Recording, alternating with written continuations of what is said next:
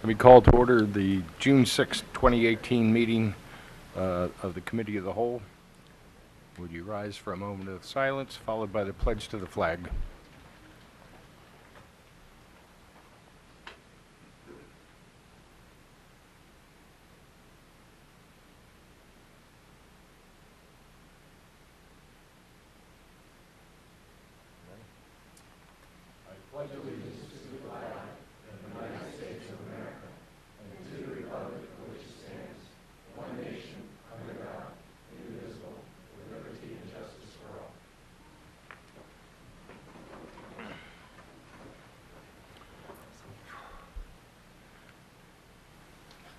On the agenda, if you look at number 6 at 7 p.m., we have scheduled a public hearing for the PART bus fare increase.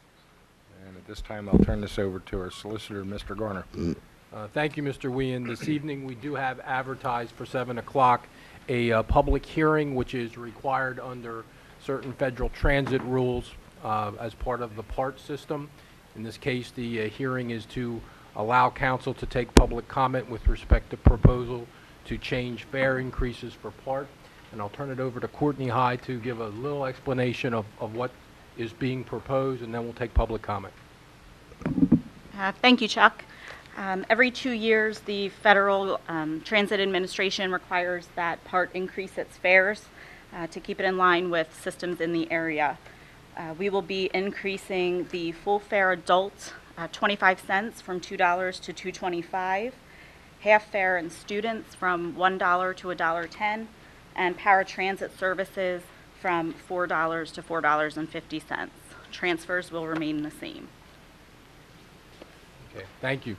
Is there anyone as part of the public hearing process that wishes to address Borough Council specifically with respect to this hearing purpose and the PART fare increase? Is there anyone that wishes to address council or provide comment?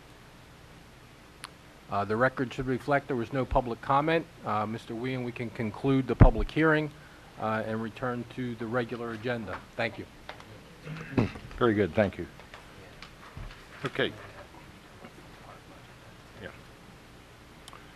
Okay, number 3 is subcommittee reports. Vice President Culp is not here, so we'll hear about infrastructure on Monday, economic development, and our business liaison, Peggy Lee Clark. Welcome.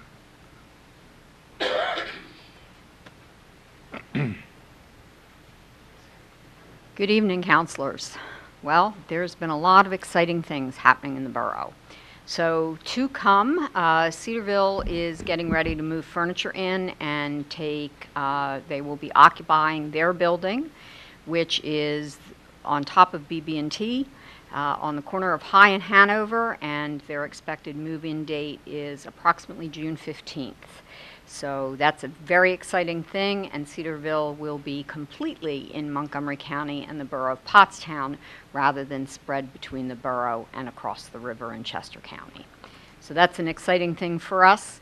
I'm going to have to start walking on the trail on a regular basis. I have visited the ice cream parlor, the ice cream cafe that opened up at 250 East High. We also have a Caribbean restaurant that opened at 107. And we also had the pub opening today. So I know Sheila Dugan from Petita has been working and greeting, and everybody's been supporting, and it's been great to see just the activity downtown. So that's my report, and you'll hear from me in a couple of minutes about KEEP. Very good. Thank you. Transportation. And Carol's not here. Olivet Boys and Girls. Councilor Kirkland. I have a pamphlet to pass around.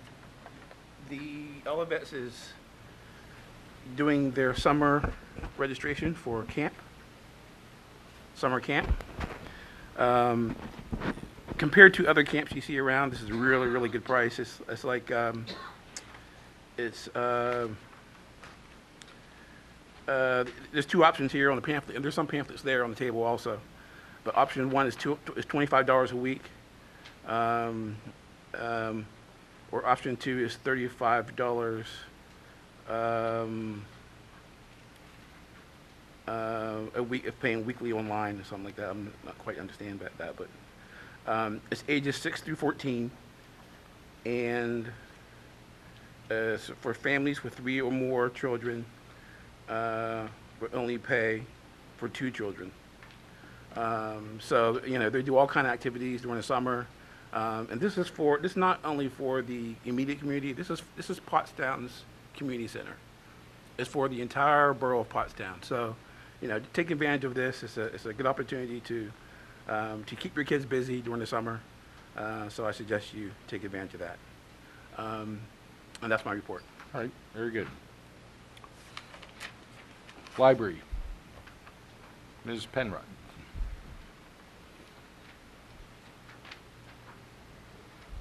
It's me, the Art Green wannabe again. Financial health of the library.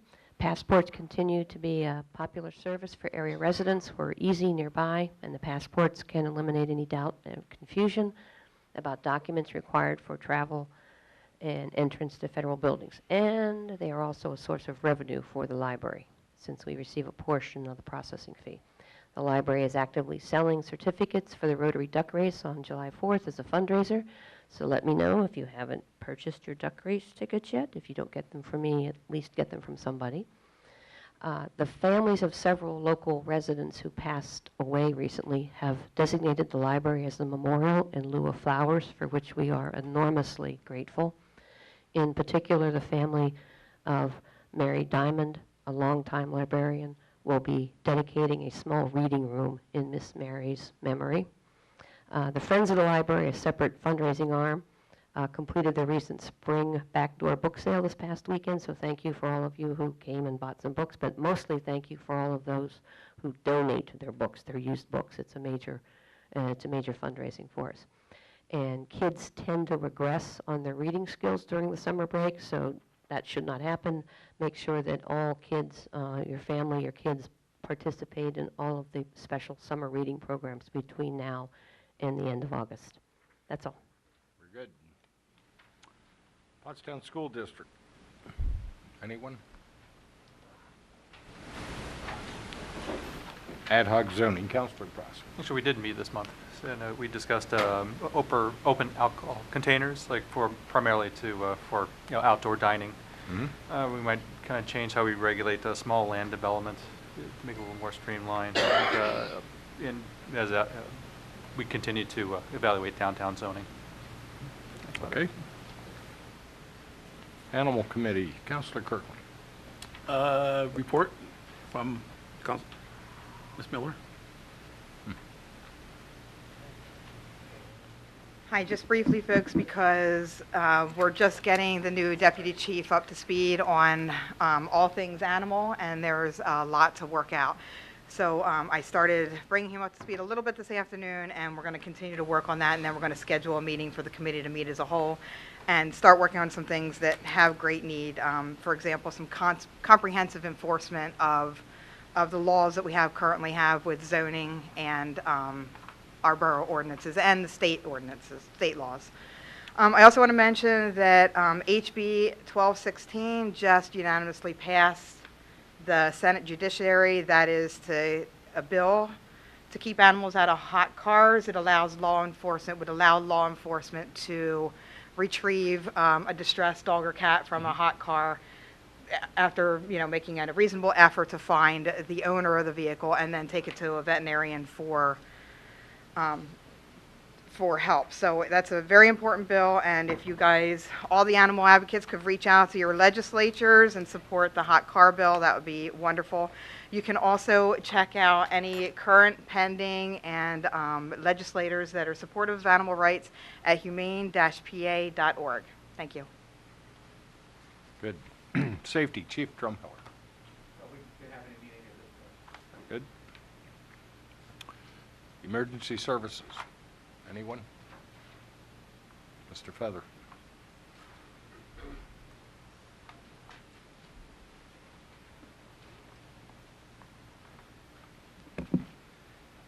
Good evening, Council. Again, I'm here with the Phillies report, just to give you an update on ours. Trainings this month, we covered 22 man-hours. which it's down a little bit, but we're coming into summer, they're more active. We had 52 fire calls at our station logged. We have our annual golf tournament coming up in August. For those of you that are golfers, please get in contact with us if you have an interest. We're looking for foursomes, and we are also looking for hole sponsors. We held our a cigar and bourbon social as a fundraiser. It was a very good success, and many people there asked if we were going to run another one, which we will be looking into for the fall. The juniors, I did not get a formal report this month because a lot of activities going on, and that individual was not able to give me one. In the community, President Charlie Pierce, Chief Joe Groff helped out at Art Fusion's Ice Cream Social on Sunday the 27th, and I understand it was a very, very good affair. I was supposed to be there, but somebody else said I forgot. I apologize. In addition to, our President, Charlie Pierce, asked me to present this to Council. Borough Council President. President Wien, I have been asked by the Philadelphia Steam Fire Engine Company No. 1 to present this letter to you and Borough Council on behalf of our President, Charlie Pierce, and the company officers and membership. An incentive program was presented last month at the council meeting by Chief Lassar, and while the idea and intentions are good, we the Phillies, as does the Goodwill, with whom we spoke with, believe that it is not helping solve the problem at hand, that problem being a yearly shortfall in annual funding. While we, the Phillies, cannot speak for the other three companies in the borough, we do speak for ours. Over the last 2 years, the Phillies alone had to reach into their own treasury and pay out $20,000+ in expenditures over and above the borough allotment for a variety of things. We have a serious concern as to what this year may cost us. We work hard to raise money to help our volunteers pay for repairs and maintenance on two of the trucks at the firehouse, which are ours, and to pay for maintenance and repairs of the building. This year, we were fortunate to get a grant to replace our bay doors, and there is much work to be done on the building also. Fighting fires is what we are supposed to do, not begging residents and businesses for money all the time. We believe that the solution to the funding of the four companies in the needs to be addressed first and foremost. We feel that the president, the chiefs, and council need to sit down and look at ways to increase funding without increasing the tax burden on the residents and businesses of this borough. As previously stated many times over, the current structure of our fire protection in this borough is cheap, $4 to $5 million cheaper by comparison if it were a paid department. With all that said, we, the Philadelphia Steam Fire Company, will not support the incentive program as proposed. We believe that it should be a program that is company-based and administered by whatever means each company deems fit. It allows each company to do what works best for them. The estimated $45,000 the program would cost would be better used to cover expense overages. Respectfully, myself and Charlie Pierce. Thank you.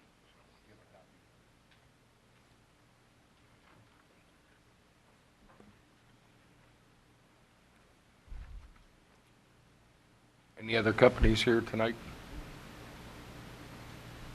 Okay. Human Relations, Ms. Levigood.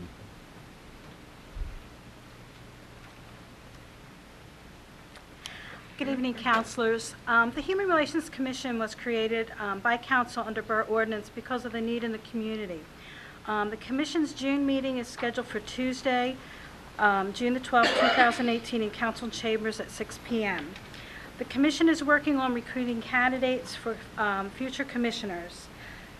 To be in compliance with the jurisdiction and duties outlined in the Borough Ordinance governing the commission, the Community Day Fair, Let's Grow Together, is this Sunday, June the 10th, from 12 noon to 5 p.m. on the 100 block of High Street.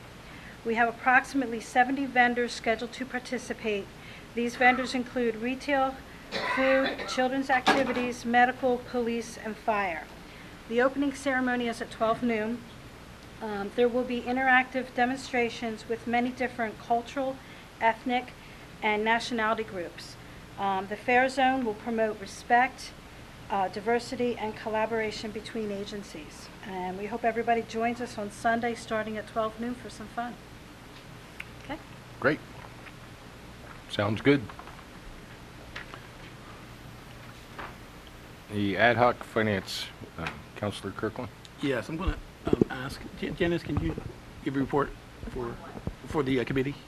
Yeah. I'm sorry.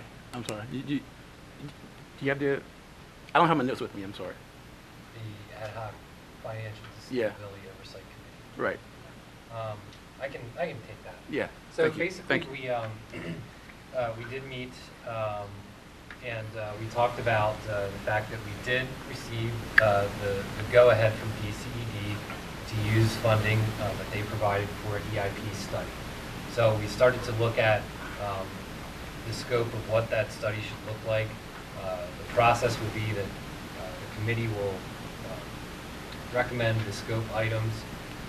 We'll bring that to council, get their blessing on it, and then we would go out to bid to find a qualified consultant to undertake this study.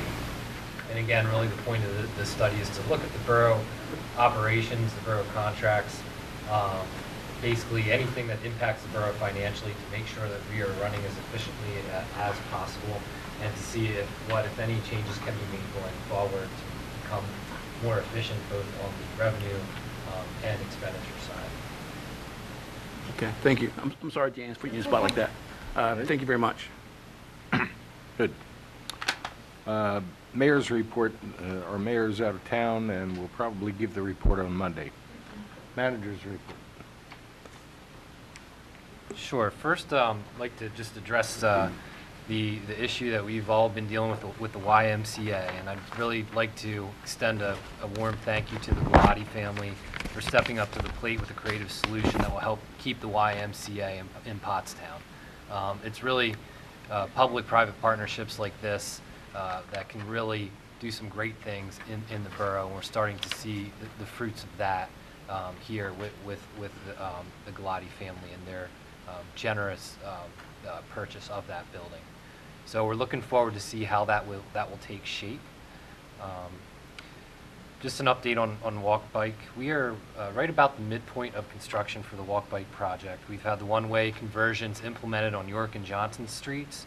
Most of the signs, but not all of the signs, have been installed.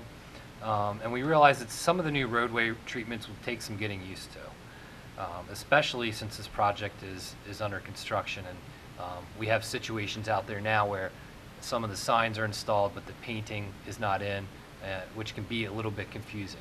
But we hope to have that rectified in the next couple weeks, when the project is hopefully finished later on in the summer. Once the project is finished, we realize that there may need to be some slight adjustments to the plans. However, we have to wait until the project is finished so that we can fully assess the traffic situations in reality once all the elements of the project are in place. So we are currently evaluating it, and as we get comments from residents, we are compiling a list of items that will need to be further examined, that we will look to address once we close out the project. I just want to speak a little bit to the arch collapse that was reported on private property.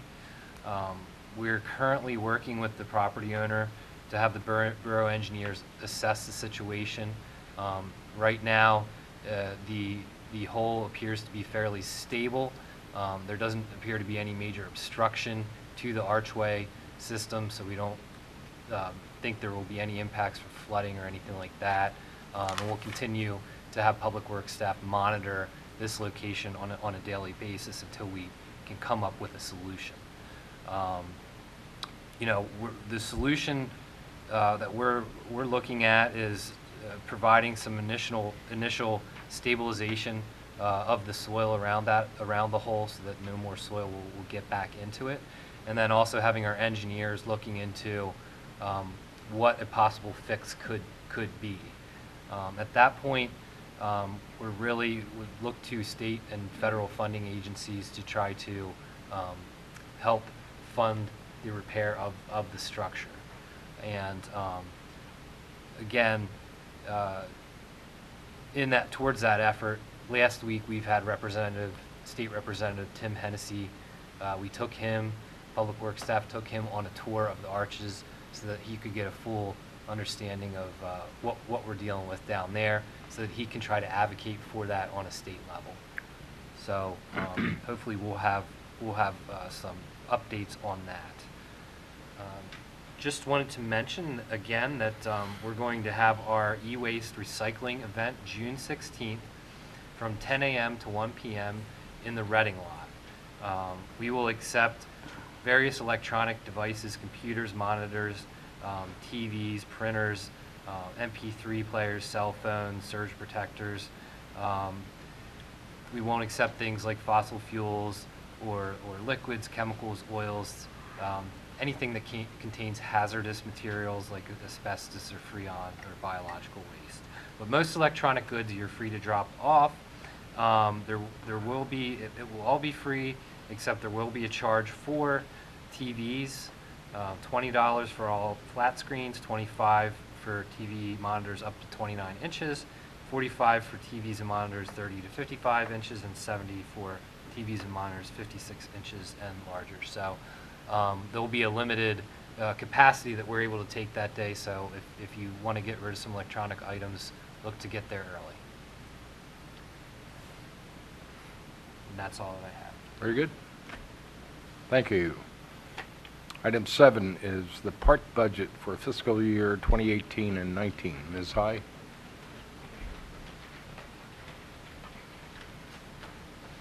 Good evening again. The budget has been included in your packets. It does reflect a 2.75% increase over last year's budget. However, that is fully funded by grants in Montgomery and Chester counties. Does anyone have any questions about any of it? Okay. Guess not. It's about level. We're doing a customer satisfaction survey right now. We're working with PennDOT on ways to increase ridership. Yeah. Okay. Okay, All thank right, you. thank you. Presentation for the KEEP project.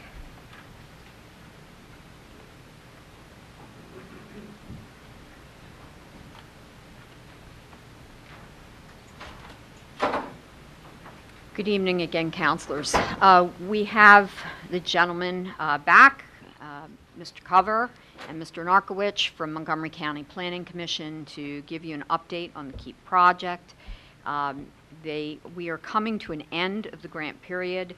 Again, it was funded, the study was funded from DCED. That grant period ends June 30th, in just a couple of weeks. You will also recall that this area was nominated by the governor as a QOZ area, so it just enhances the project.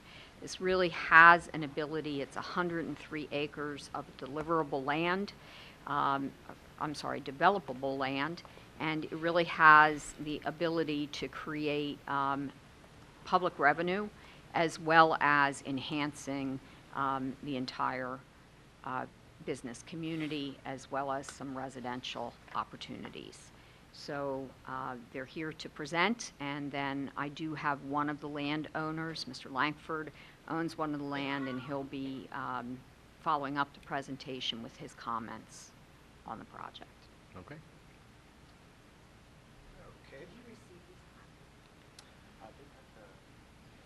So you have packets in front of you of a summary of the slideshow that we're going to give tonight, as well as a copy of the Memorandum of Understanding.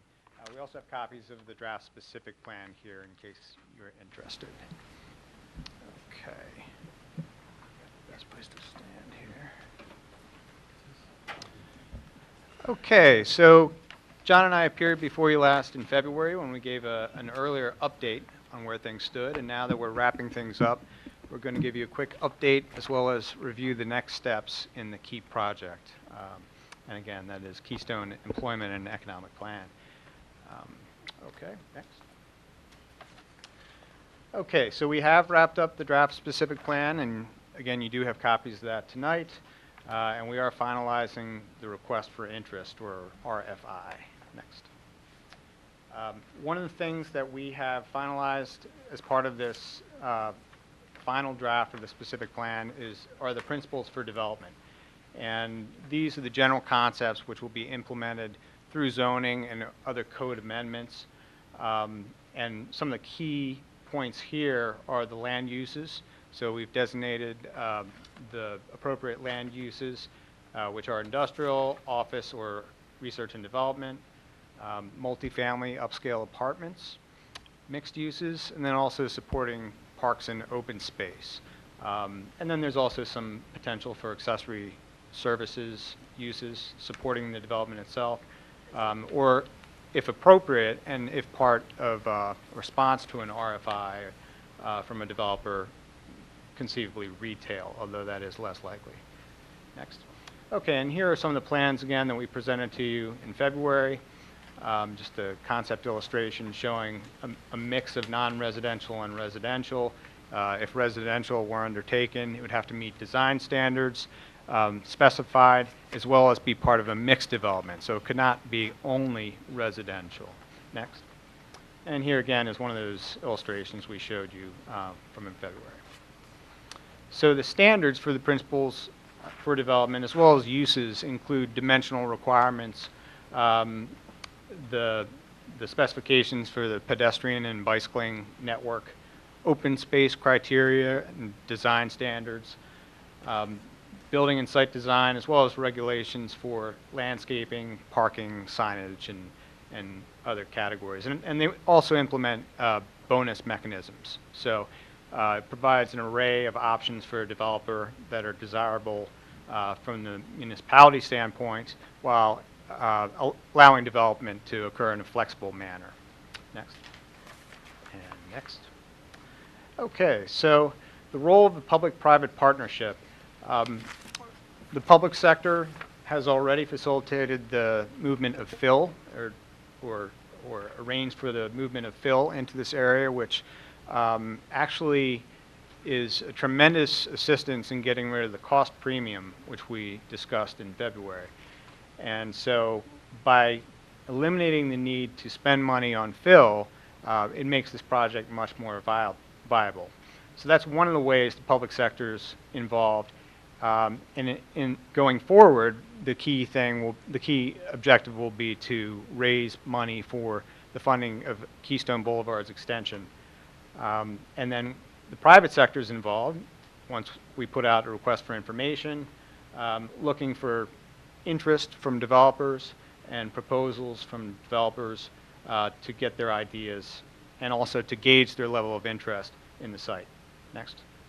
So the next steps include presentations to West Pottsgrove's Board of Commissioners on the 20th and to the Pottstown Regional Planning Committee on the 27th. And then we would like to adopt the Memorandum of Understanding, or the MOU, and again, that's one of the documents that we distributed to you tonight. And so next. And so that would make the Oversight Committee, which is comprised of representatives of Pottstown and West Pottsgrove, permanent, and it would allow for them to oversee the process moving forward, issue the RFI, and work with the municipalities to adopt the zoning I mentioned that would be consistent with the principles for development in the specific plan. And the Oversight Committee would work to pursue funding for the extension of Keystone Boulevard. And that would be in conjunction with Pottstown and West Pottsgrove. The municipalities would need to commit to pursuing funding, to spending the time on that, committing some staff time to doing that. Okay, so in July, we would like to authorize for adoption the specific plan. And the way a specific plan is adopted according to the municipality's planning code is exactly the same as that for comprehensive plans. So it's spelled out. There is some time that needs to be built into the process. Adequate notice needs to be given. And that is the short and sweet update. If you have questions. Hearing none.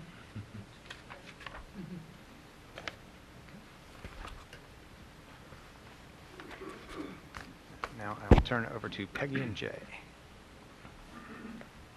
So I have Mr. Langford with me. As I said, he's one of the property owners that is been at the forefront of this project with us, and he'd like to offer a few remarks. Good evening. Evening. I'm Jay Langford. My father and I have a family partnership, Langford Acquisition Company. We have 2 of the 13 parcels down in the Keep Zone. And I'm here representing my family, but informally, I've also spoken to a lot of the other landowners, and I can say that it's pretty much unanimous amongst all of us that we lend our support to the specific plan presented here. We're very excited about it, and we hope that it advances. Thank you. Okay.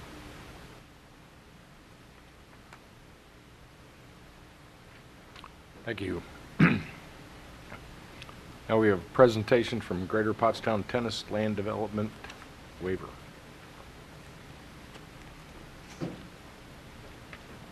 Hi.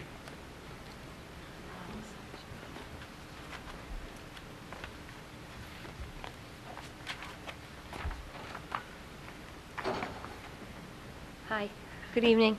I'm Carrie Ann Hertelin, Executive Director of Greater Pottstown Tennis and Learning. Chrissy Sinatra, she's our Development Director. Last time we were here, we presented about a grant for 3 new courts by the USTA Foundation at Maple Street Park. We are here today to ask for land waiver development for the entire tennis and learning center.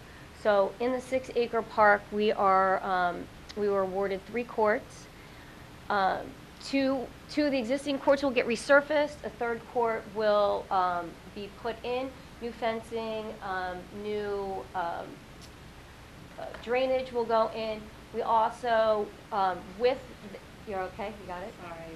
With the award from the USTA Foundation, we leveraged that, and we will be putting a modular classroom next to the courts to do after-school programs for Pottstown youth. And then after the courts and the modular go in, we are hoping to enclose the 3 courts to sustain the year-round after-school program. So why we would like to enclose the courts is a sustainable revenue, because half of our organization is paid programs from outside the borough. O&J Roberts School District, Springford, Boyertown, Daniel Boone, Perk Valley. They pay for tennis to come. So that extra revenue in closing the courts can sustain after-school programs in the schools that we're in every day without putting a drain on everyone else, nonprofit in the community, all looking for the same amount of money. We will be sustainable with our own revenue.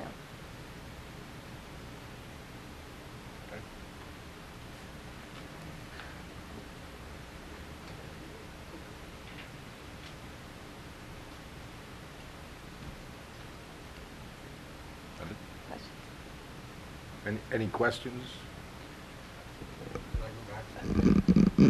Sure. Yeah, if council remembers, I think you had approved in concept the agreement with the tennis association, but I recall that what the idea was to see the plan that they were actually approving. Is there a plan that the council can see, because that's what they wanted to see? Michael, did we give that to them? There is a plan that's submitted to staff right now.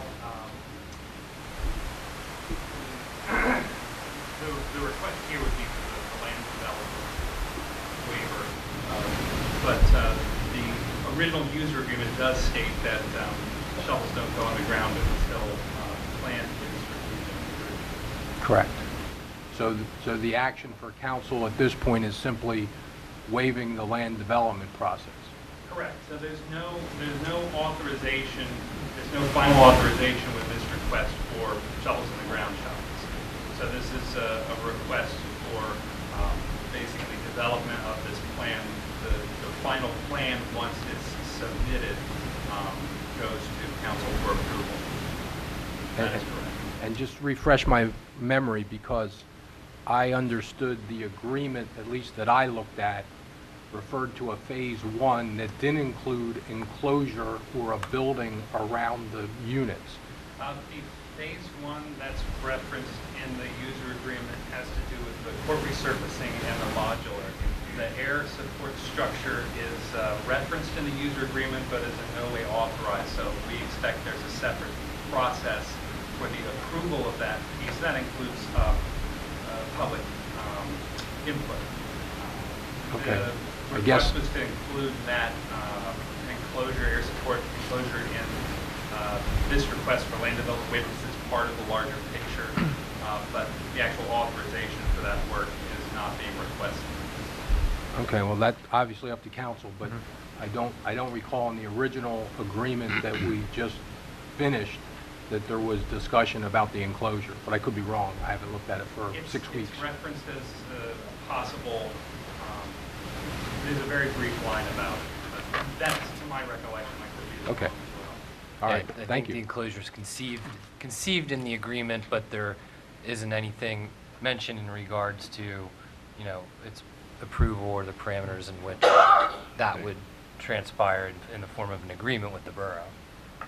Okay, So even if we did, you know, decide to waive their fees, if we didn't like the final plan, it would really happen anyway for whatever reason.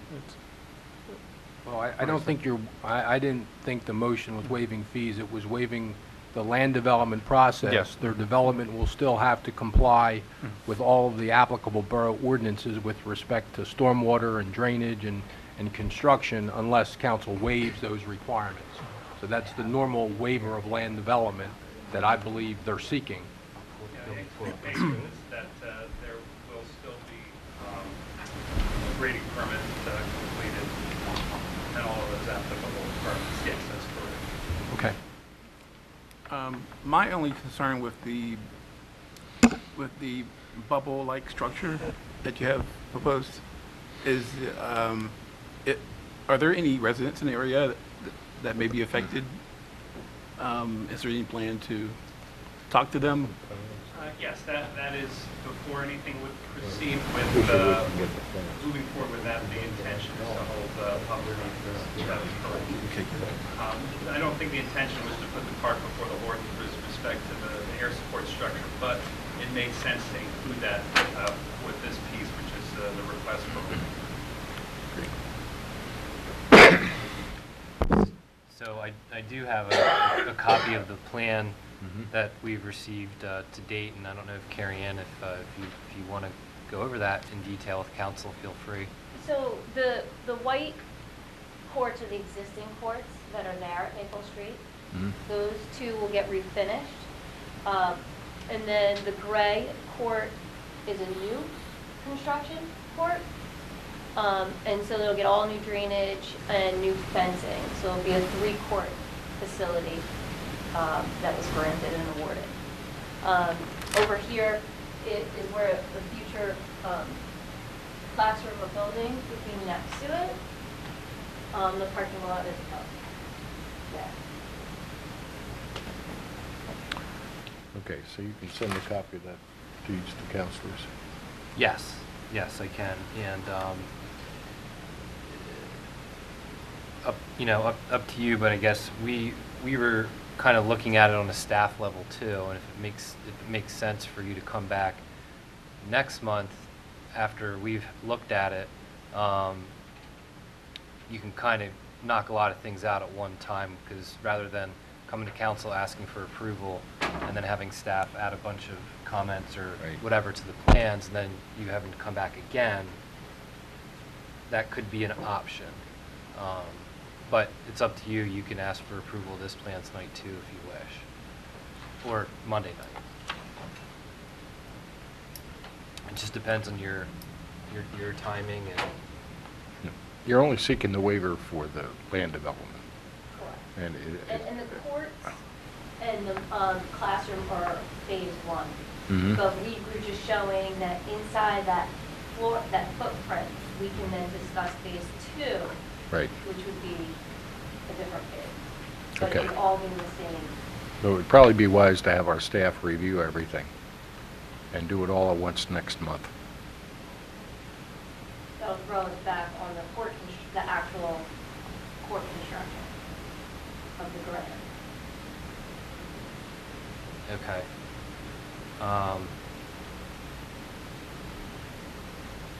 We can,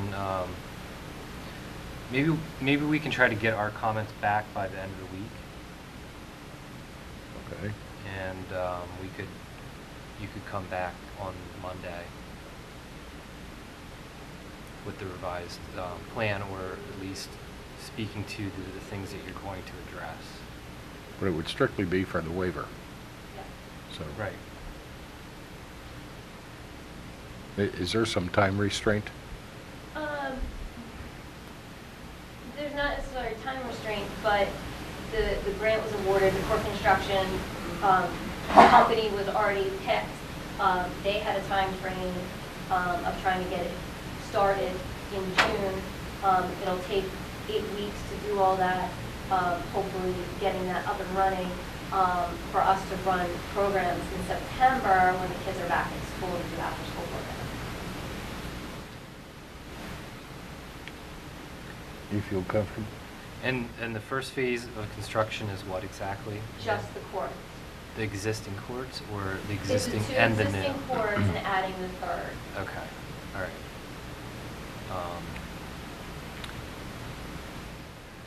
Okay, we can hold a space for Monday evening, see how much progress is made. Right, but we can try to consolidate our comments. We're going to have our borough engineer take a look at it too, and then we can get back to you. I could come in later on in the week too, if you'd like me to get an idea between you and Michael. No. Okay. All right, thank you. We'll get it worked out. Okay, so it's dependent on what gets done by Friday. Right. Got it. 10 is safe routes to school. Thank you. That is me. So the Safe Routes to School project is one of the other, it's mostly a sign and pavement marking project in the area of 8th Street and Oak Street in the borough to connect the school properties in that area. It is a separate project from the walk bike, but it does dovetail into that in some regard. That project did go out to bid. We did receive the bids back. Bids came in about $60,000, $64,000 over what we had originally budgeted for it. So we went back to PennDOT and we've applied for a reimbursement grant from them to cover the portion of the project that went over, and they did grant that amount for $54,000, and then the borough would have to come up with the other $10,000. So that was a good deal for us. The other part of that is that also, if you take a look at the grants list, we were awarded a grant from Montgomery County 2040 for $135,000, which fully covers the overage that we had on the walk bike Pottstown project. So we do have some funds set aside for these types of projects now that we did have to set aside the overage in our 2018 budget. That has now been reimbursed by a grant. So we would have the money there to match the Safe Routes to School allocation that we have received from PennDOT. So we'll just be asking for an authorization to enter into an agreement with PennDOT for that reimbursement. Okay. You'll have it read for Monday? Yep. Yeah, it should be in your packets.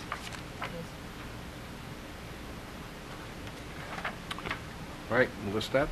Parking regulations. All right, that's me again. So if you recall, several months ago, we were working with a parking committee to come up with several recommendations for downtown parking. That's not the note that I want to do. Anyway, So this was the committee. They were comprised of. Oh, we're still not up. Let me see if I can get this up on the screen.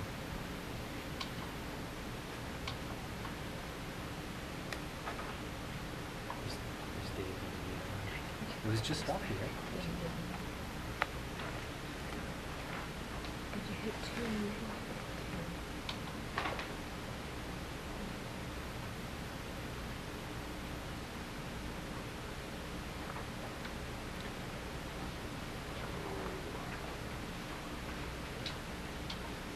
I apologize for the delay here. All right, anyway, I'm just going to move forward. So we were working with a committee that was comprised of the police department, different members of downtown businesses, Padita and Sheila Dugan, Paid with Peggy Lee Clark, and then a couple other members of the Borough Planning Commission, the Borough Council. And really the objective of the committee was to understand the current parking conditions and improve upon the clarity and the parking program to ensure equity and a pleasant experience for residents and visitors in the borough, and also to provide a cost-effective solution. So council did authorize an increase in the parking fee from 35 to 50 cents. We haven't rolled that out onto the streets yet, but that is permitted in ordinance form. And the way we would like to first roll that out is through the Park Mobile application, which council had several months ago directed staff to go ahead and explore. And we now have an agreement from Park Mobile that would provide a parking application payment method as well as a pay by phone method or a dial-in method that you can use to find and reserve parking in the borough. Really, it's a very versatile system. It maximizes the convenience and efficiency for both the borough and the parkers. Borough gets a more proactive image by using this proactive tool, and it drives engagement through a timely, personalized, and contextually relevant messaging. So they can put a geofence on the Park Mobile users so that when they're coming into town, they'll be able to find parking. If there's a certain event going on during the day, it will tell them about that event, what time it is, where it's located. So there's a lot of different features that we really liked about Park Mobile. So staff has looked at that, and we are recommending them as our parking payment operator. There is a 35-cent user fee as a part of the Park Mobile. I should reemphasize that there's no cost to the borough to engage in this system. We are currently negotiating with different credit card vendors to reduce that user fee, and I think we're making some traction there, and hopefully we'll have some better news on that front. In the interim, the kiosks and drop boxes would be maintained in the borough lots as an option. And then Park Mobile is also able to program in 1 hour free parking as well. So essentially what we're asking council for is their permission to move forward and execute this agreement with Park Mobile to provide these services in the borough. So let me get through and maybe I'll answer your question. So there's some ordinance changes that would need to take place to allow this to happen. And some of the ordinance changes from the recommendations of the parking committee are really to try on High Street in our main business district is to try to create more turnover in the parking areas in front of those businesses. So on High Street, they're recommending that on-street parking in current 3-hour zones for non-permit holders, we would establish a paid parking zone using the Park Mobile application and the Park Mobile dial-in option in that zone along High Street, roughly from Manatawny to Madison. We would adjust paid parking times to is 7 days a week, effective from 6 a.m. to 2 a.m. with the first hour free. Again, this is first hour free when you reserve your parking spot. Park Mobile will pop up a notification that will let you know the first hour is free, and then if you stay longer than an hour, you will have to pay. You will get notified again that you have to pay for the second and or third hours. So we would revise the time limits from 2 a.m. to 6 a.m.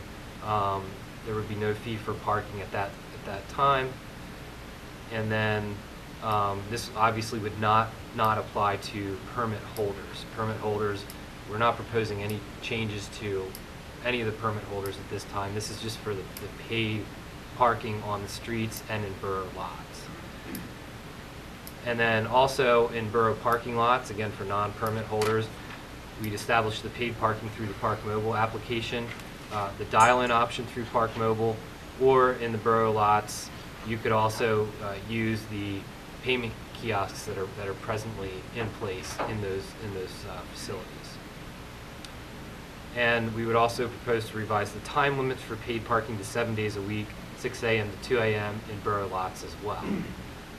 The third recommendation is to establish paid parking Friday starting at 6 p.m. through Monday at 2 a.m. for 21 spaces along the perimeter of Smith Family Plaza in the Borough Hall lot. We find that people are using these spaces now, which isn't really permitted, so we wanted to create an avenue where people could do this lawfully. And that's really the essence of the ordinance changes. What we're asking from council is for them to authorize the solicitor to prepare a formal ordinance on these topics for advertisement. Any questions? Those are obviously the recommendations of the parking committee.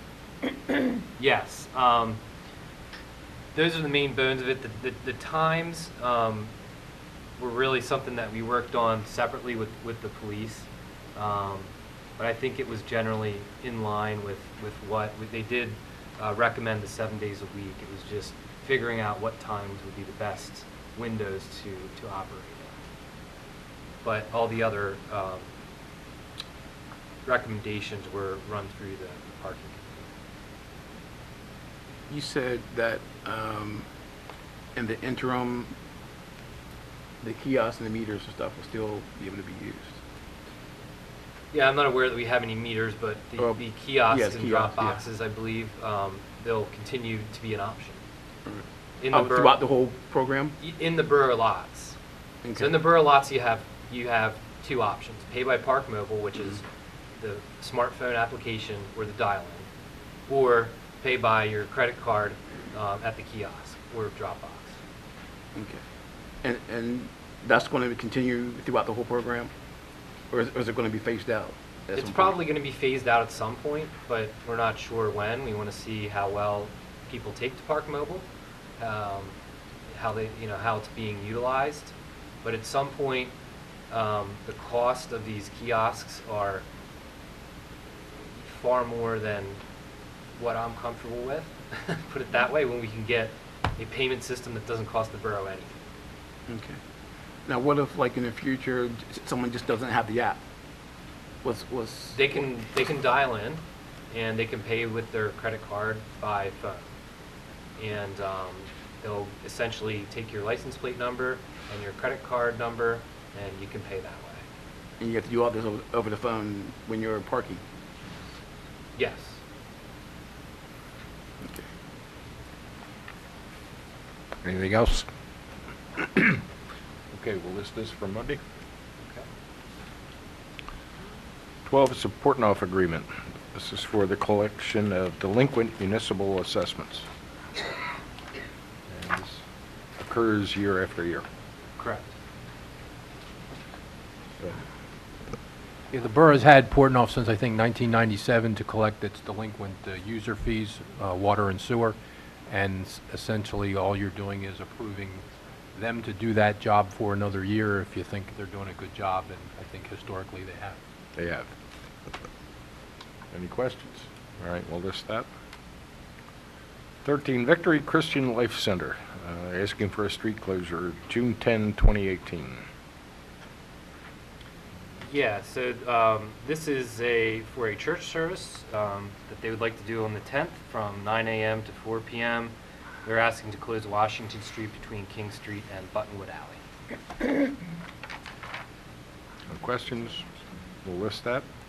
Yeah, because of the date of the event, the council may need to take action on this tonight, because the event is actually this Sunday. Oh, this Sunday. You're right. Okay, do we need any public on this? You would need a motion, second, and then public comment. Okay. So I will entertain a motion to approve this. I'll make that motion. And a second. Second. Moved and seconded. Any other discussion? Any public comment on this? Okay, hearing none. All in favor say aye. Aye. Aye. Any opposed? Motion carries. All right.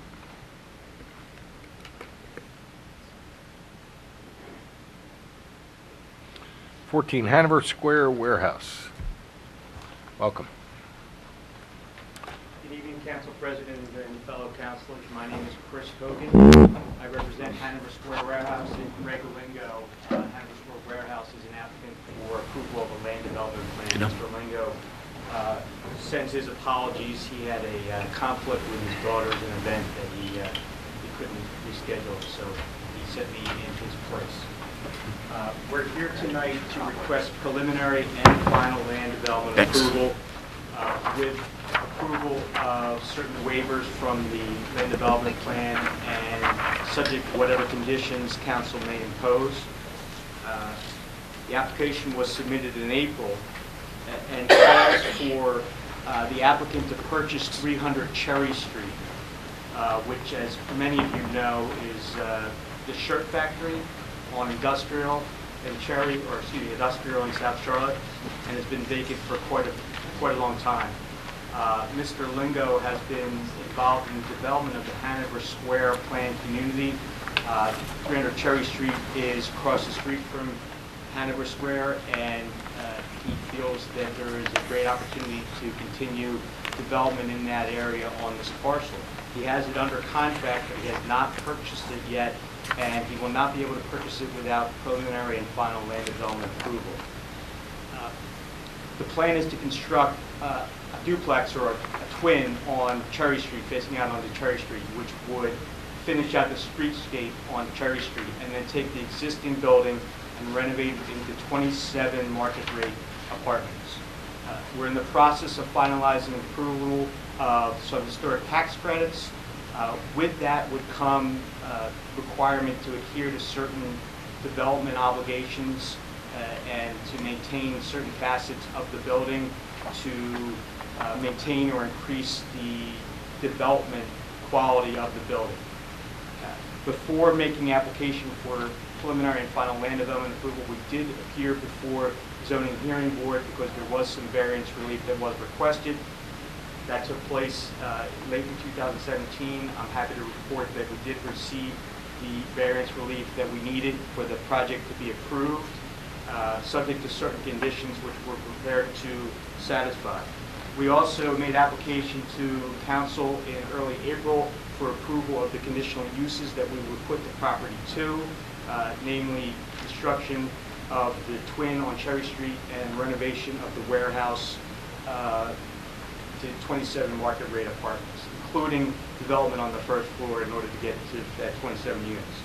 I'm happy to report that council approved those uses by order dated May 14, 2018. On May 31, 2018, we appeared before the Planning Commission and presented the plan.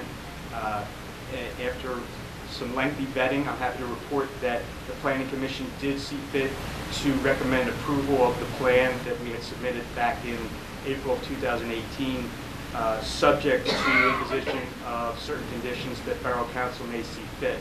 Planning Commission also recommended approval of certain waivers that we requested from the land development ordinance, including payment of a fee in lieu for open space and a fee in lieu for certain trees that we're unable to plant because of the width of the existing sidewalk at the building.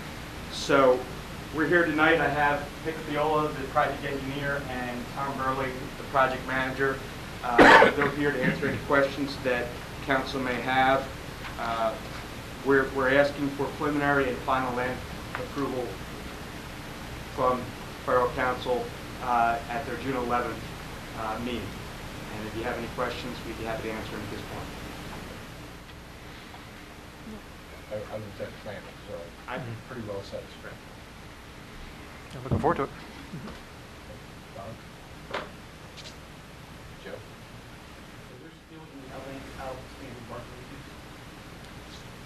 There are. Part of the variance relief was we're unable to provide under the ordinance, we would need to provide 54 parking spots for the renovation of the warehouse. The updated rendering is right here. We're unable to provide 54 because of the configuration of the parcel and where the building is located. We're able to provide 49 spots, but we can't get to 54. Part of the variance relief was to give us a variance from those 5 spots. So we are short parking, but we are able to provide 49, and parking for the townhomes, we have plenty of parking for that.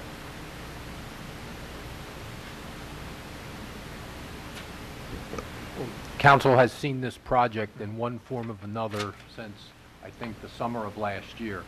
And as was noted, the zoning hearing board provided some zoning relief for parking late last year, and council granted a conditional use to allow the twin homes to be constructed and also to allow residential development on the first floor of the shirt factory. We've also had discussion, if you recall, concerning this project and how it relates to the Hanover Square project involving reconstruction to South Street and Charlotte Street. Those items are still on the table and still being negotiated. Presuming you take action at your Monday night meeting, and time is a constraint to the applicant because, frankly, if they don't get their approvals, and this is not a threat, this is just reality, the project may fall apart. So I don't have any issues with the conditions being imposed as part of your approval. They will have to satisfy all those conditions before they break ground or do anything to the project. But part of the understanding that we're working on, as we had discussed previously, is a funding source to make sure that South Street gets reconstructed, that Charlotte Street gets repaved, and issues that surround that project are addressed in a fashion acceptable to the borough. So those are all part of this project and will occur as conditions if you choose to grant the project preliminary final approval on Monday night. And I'm happy to answer any questions council has concerning any of the details, but we've had these discussions previously, so. Okay. Any other questions? Okay, hearing none, we'll list this for approval Monday evening. Thank you very much. Number 15, the beer garden for the Latin Festival. All right, on September 22nd, the CCLU will be holding their annual Latin Festival. They'll be in the park from noon to 5:30. Sly Fox is going to be providing the beer, and with that, serving alcohol in the Borough Park, we would need approval from council for them to do so. Any questions on that? Okay, we'll list that for Monday. 16, appointments. We need a counselor for the 4th Ward. We received applications from 4 different individuals from the 4th Ward. It was noted in one of the publications that I asked people from the 4th Ward to apply, and it's true, but it said I asked 1. I must have asked about 6 different people from the 4th Ward, and I guess 5 of them either didn't have enough interest or enough time.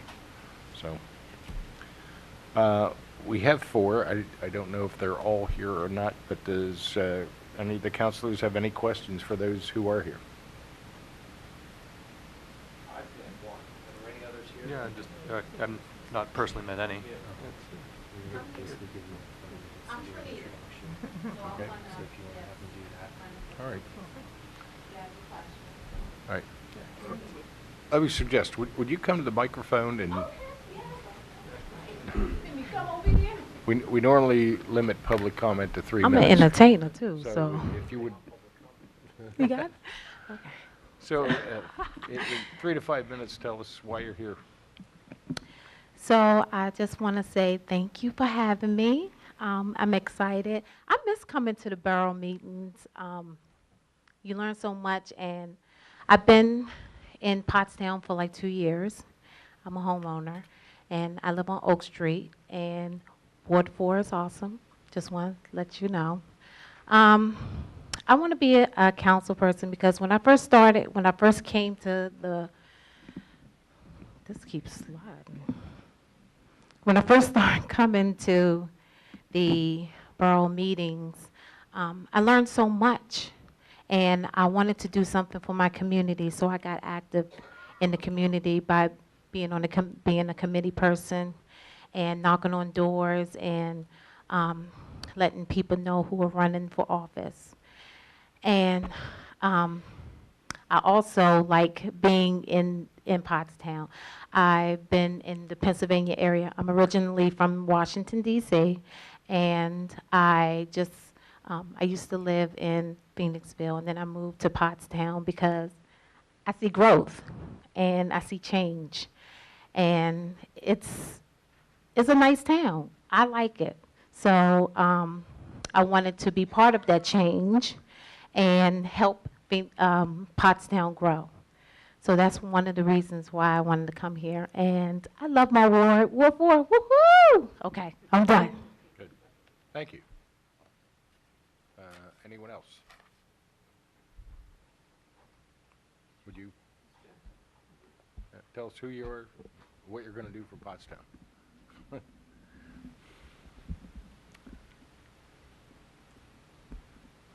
So I'm Philip Smock. You did really good. That was very good. You have a great presence, by the way. Fantastic. So I would say not necessarily what I would do for Pottstown. I mean, what can I really do for you guys, I suppose? So as I had said in my letter of intent, I do work for Vanguard, and Vanguard is a financial behemoth. So we own roughly just a little bit over $5 trillion in assets. One of the reasons why is because we have some of the lowest expense ratios.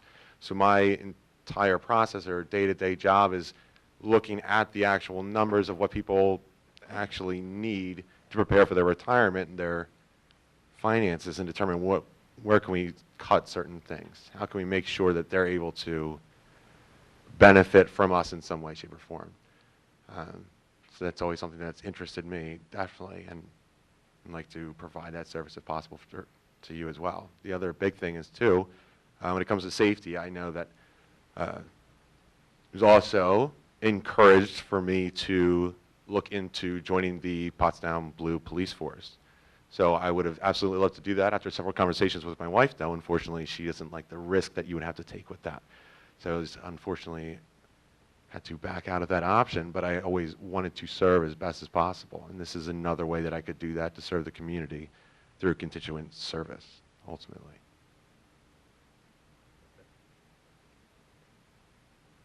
Thank you. Councilors have any questions? I just have one general question for both. This is a scenario type question. And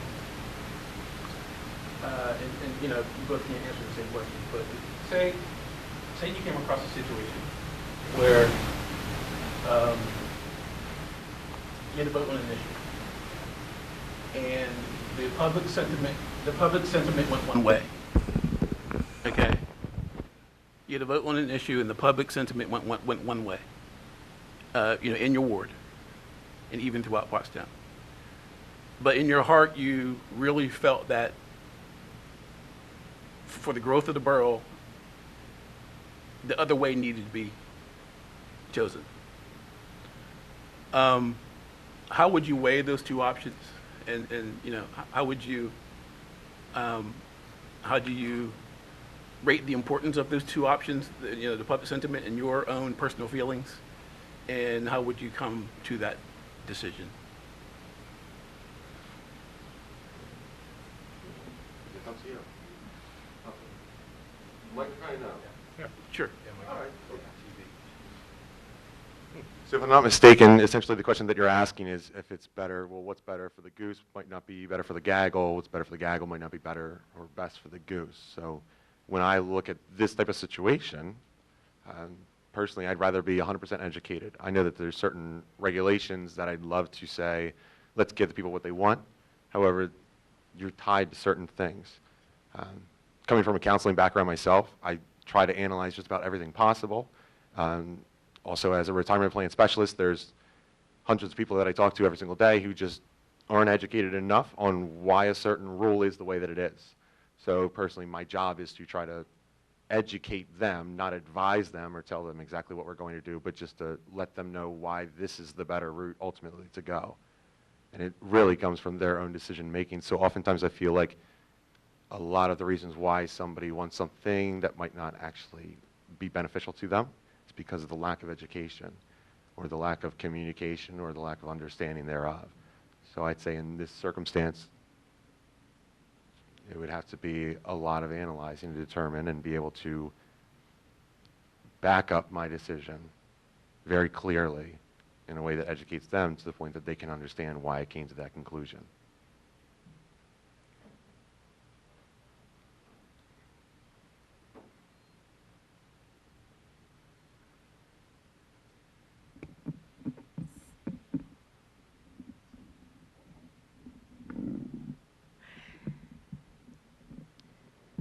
So, first, I will probably take a look at the borough's mission and vision statement and core values, because when we work with the public, because my current job is I work for Iron Mountain, which is a shredding and records management. I'm a research coordinator there, and I handle disputes. And a lot of times, in the collections department, and a lot of times there's some discrepancy between our company and what the customer says. So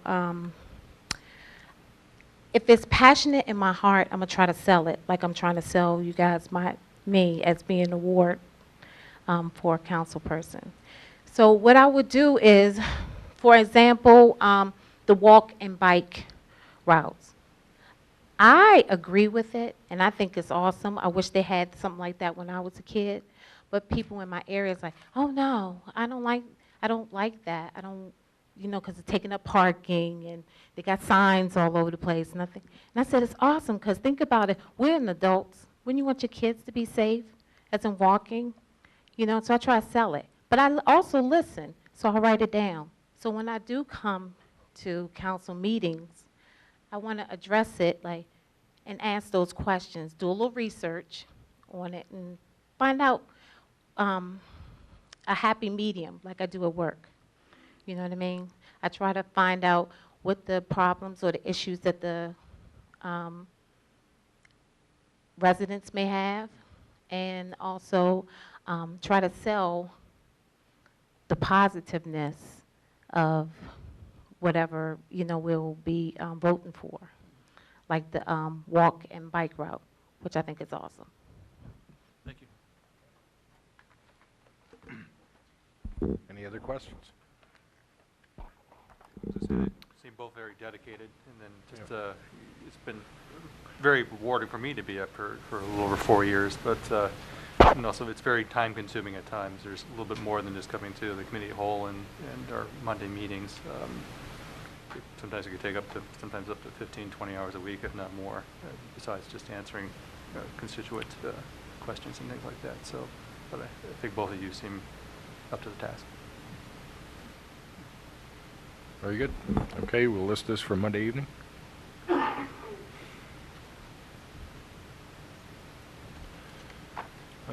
B is Land Bank Board. There were no new applicants or anything? No, these are two applications that we've received, putting them for council's consideration. Okay. I'm still having an issue with the fact that the product issue is still on the agenda. Mm-hmm. Not, I said before, not to forget Twyla Fisher. I know her, she's a really nice person, she's community-minded. But council has voted already to disqualify, or not disqualify, but to not to have let her be part of this decision.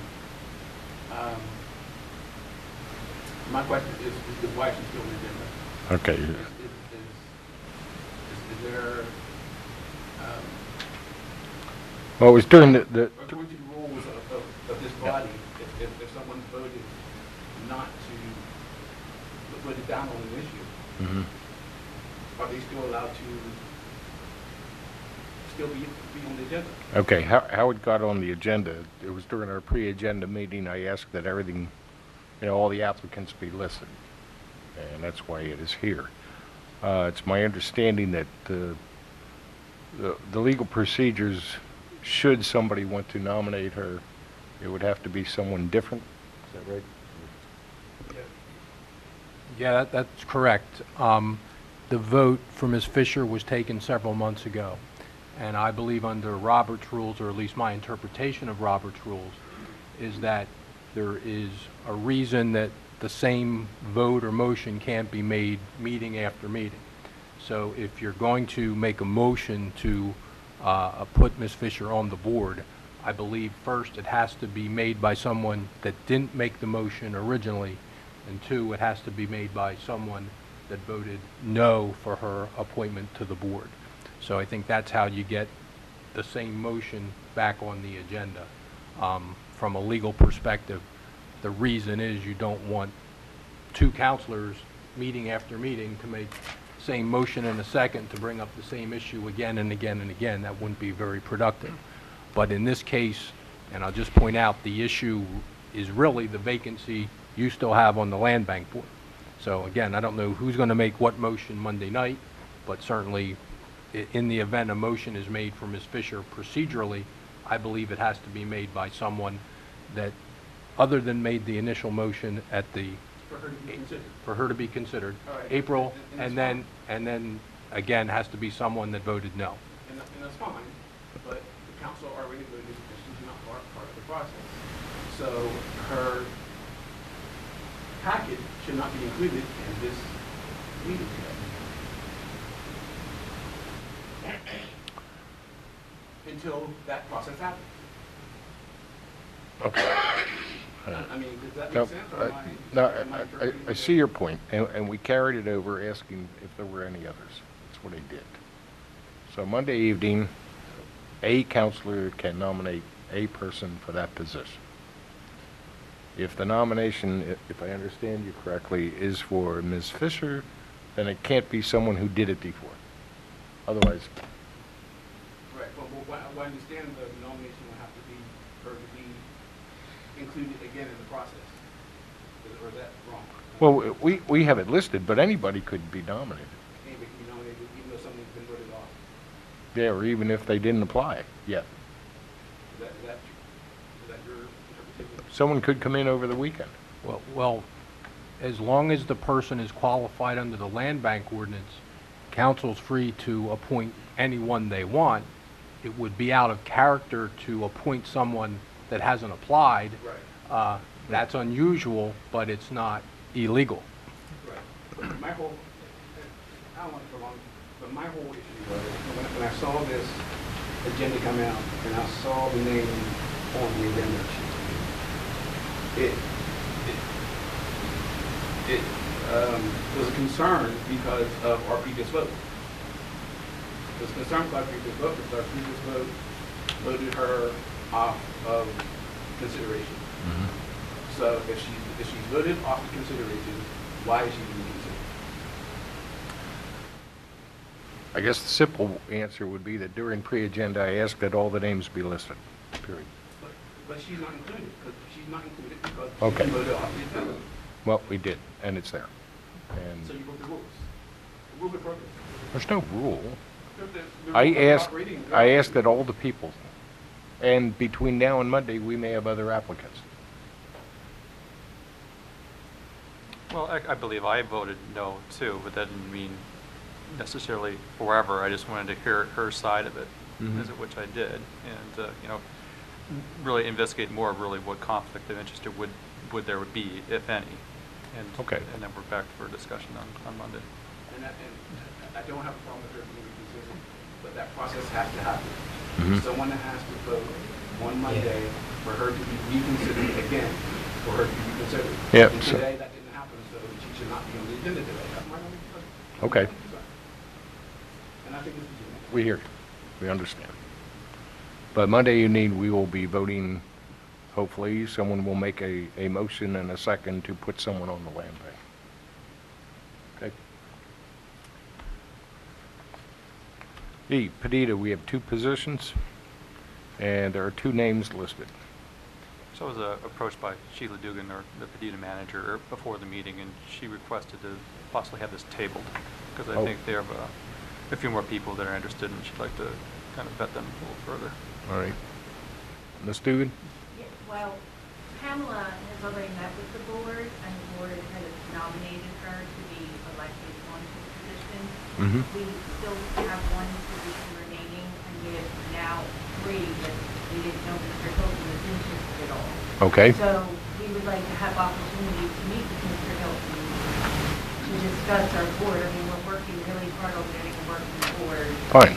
So we want him to have the opportunity to meet with us and see our plans and And might you be able to meet with him before Monday? I don't know that. Okay. I didn't even know he was interested until tonight.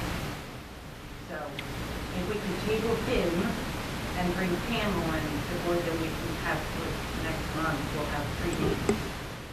And then we'll have to make a decision.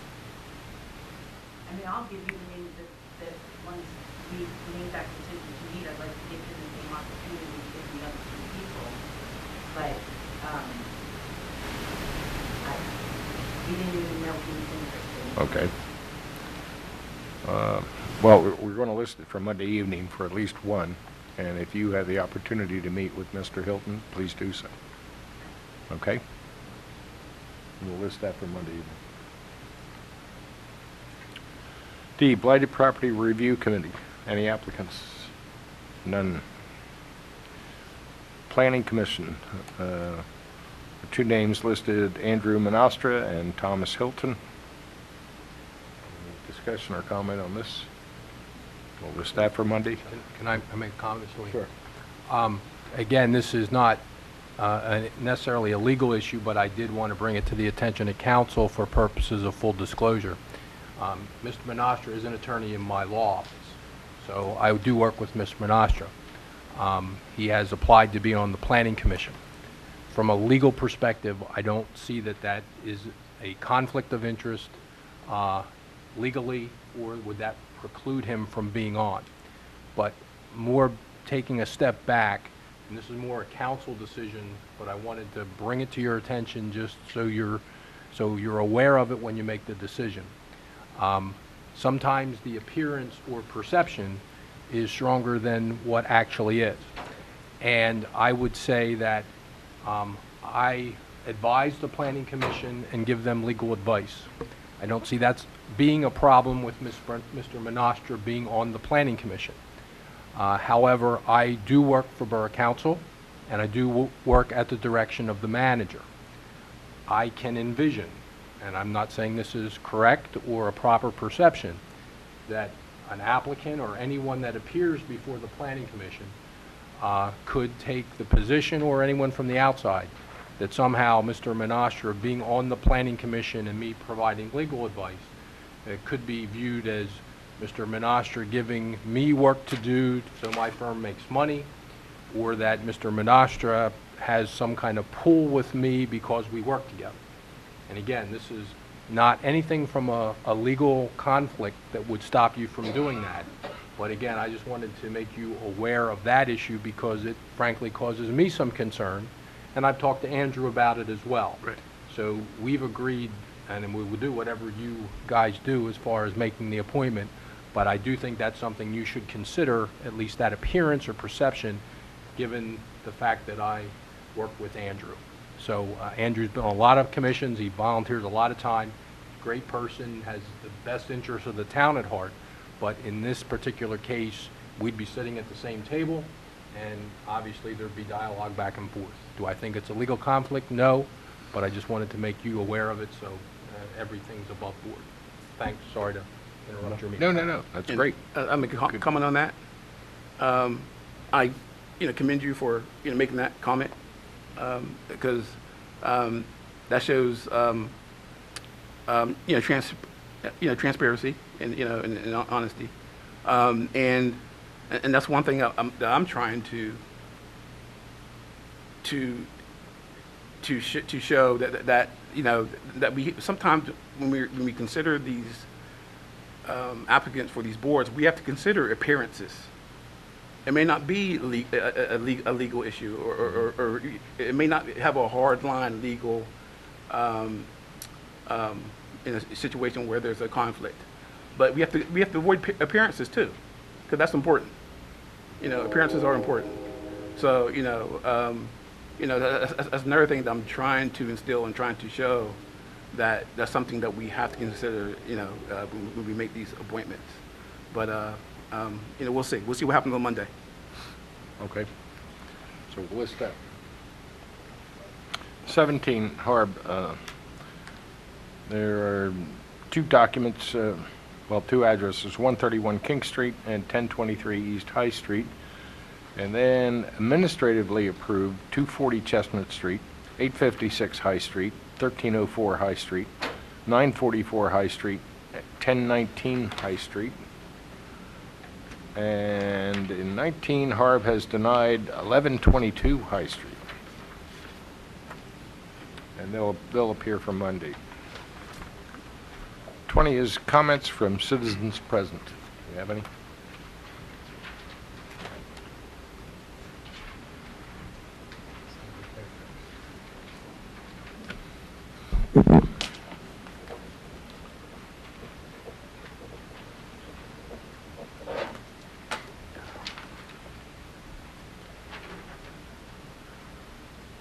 Cheryl Miller.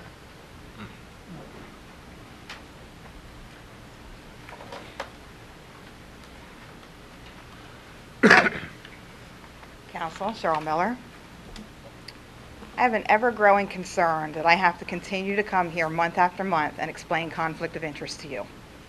Some of you may or may not recall that the Land Banking Discussion Committee was formed by myself with former Borough Manager Mark Flanders.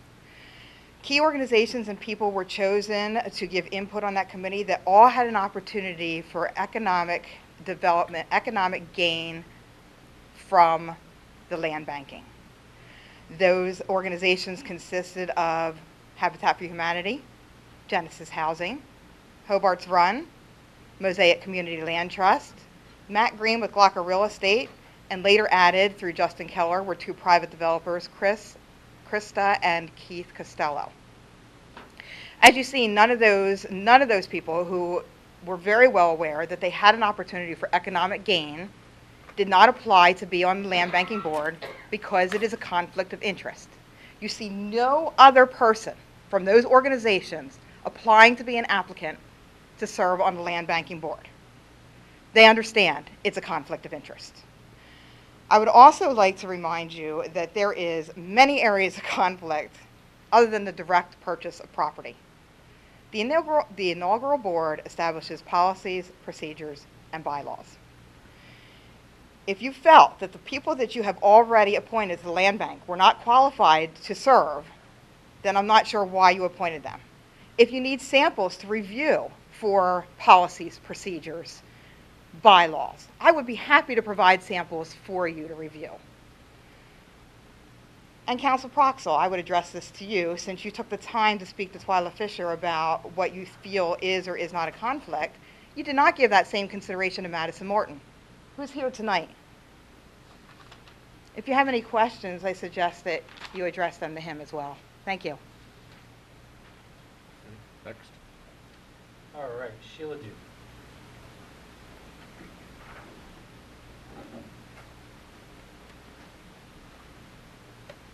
I just wanted to really reiterate the consideration for Monday night's vote that we table Mr. Hilton until we have opportunity, and I will work on getting the rest of those letters to everybody. My time is very spread out, so that is why it's been a little bit slower process. And like I said, just tonight was the first I heard that Mr. Hilton was even interested. So I'd like to give the board and people that we work with at Padita the opportunity to meet with him to move forward. Okay. Thank you. Thank you. All right, Peggy.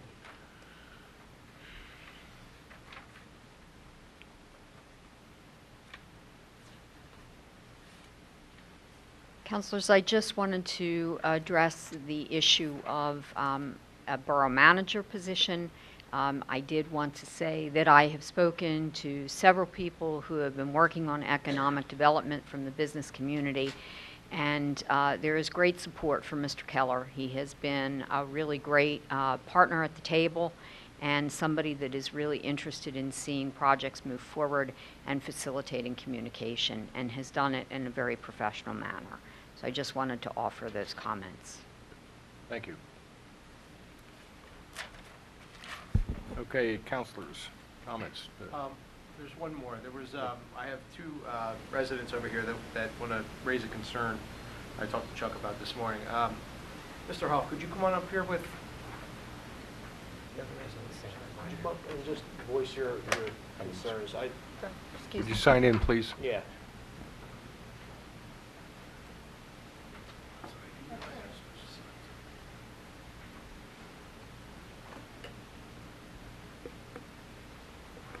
It's Mr. Hughes, right?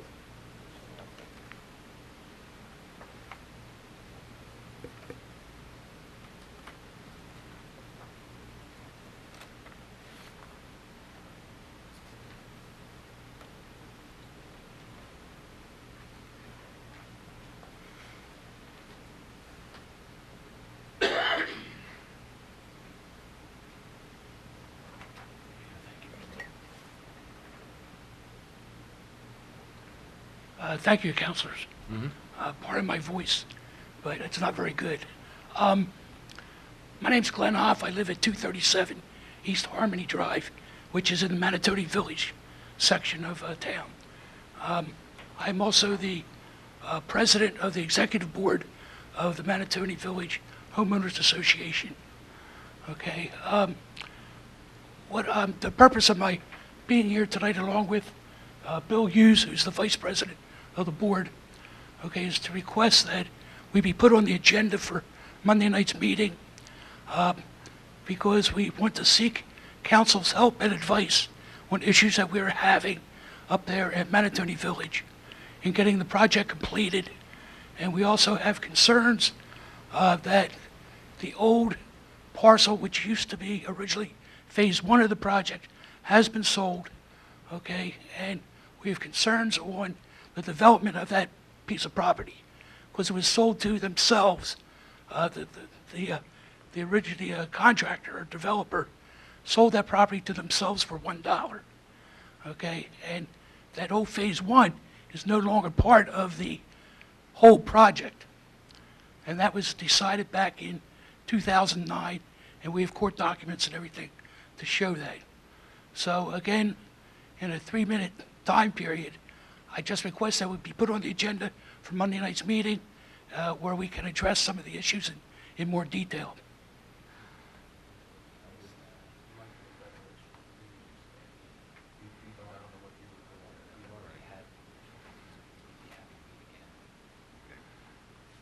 It's suggested that you get together and meet with our staff, put a package together to bring before council. Prior to Monday, or? Well, I prior don't to know next if that month, can you're saying? happen, but please sit down with our staff. Prior to next month would probably be more Yeah. feasible. By phase 1, are you referring to the old farmhouse?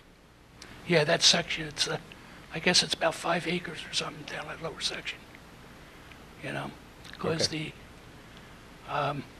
I know the request has been made by the developer to build on that project, on that property. Okay? And quite honestly, we don't want to see that developed until they're completely finished with Phase 2 and 3 of Manatoni Village up top. Got it. Okay? Because of various problems that could arise. Okay. All right, so I'll get in touch with who? Okay, Mr. Keller? Yes. I'll get in touch with you then about getting in touch with the staff there. Yep, absolutely. All right, thank you Okay. very much. Thank you. Very good. Okay, councilors. Councilor Kirkland? No, thank Anything you. else? Was there another comment from the public? You guys were, okay. Yeah. Anything? Nothing. Councilor Proskal? I just, like I said, I was disappointed that the Mercury building was closed. You know, it's, there's not occupied by staff anymore. And I was curious if the rest of council, you know, there's not much, we're not all here, to write a collective letter to the powers that be of Digital First Media that kind of impressed upon them that, you know, we value our local news, you know, through the Mercury, and I hope they take that in consideration in the future when they, you know, decide the budget for, you know, the existing staff. Okay. And we Friday morning we had another son here in the great borough of Pottstown. It's you know, Good. Duncan Bruce, and he's an okay sleeper. Good. but- Put him on the tax rolls. Yeah. Councilor Lebedinsky? I'm very happy to hear that the YMCA building has been bought. That gives us some hope on how to resolve the situation, and hopefully moving forward that we can all come together and find a good future for that building and for the community. Oh, that leaves me. Okay, first and foremost, congratulations to the Proskal family. Thank you. You have 2 sons now, right? Yes. Excellent. Handful. Wonderful. And second, I do want to extend our thanks to the Galati family for taking over the Y building. I did speak with Chuck this morning. He has a lot of good plans for it. And I think that's just another development that'll improve Pottstown. We will be having an executive session for personnel. And you can see we have 2 hearings scheduled for Monday night. Meeting adjourned.